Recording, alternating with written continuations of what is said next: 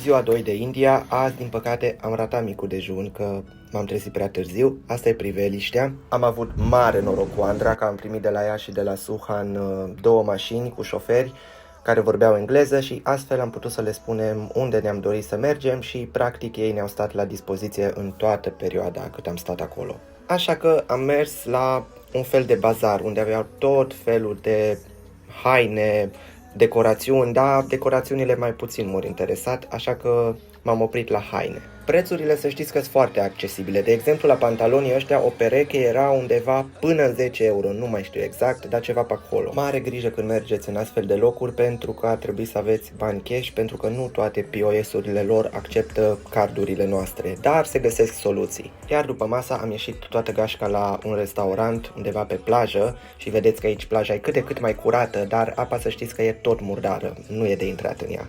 Merg în spate undeva pe terasă să mă răcoresc un pic, să beau ceva, că și deshidratat, tot ce vreți. Și am văzut prin comentarii că tot mi-a spus să mă feresc de mâncarea de pe stradă. Stați liniștiți că nici nu aveam de gând să o încerc. Nu, dar vă mulțumesc pentru grijă. Vă pup, ne vedem mâine.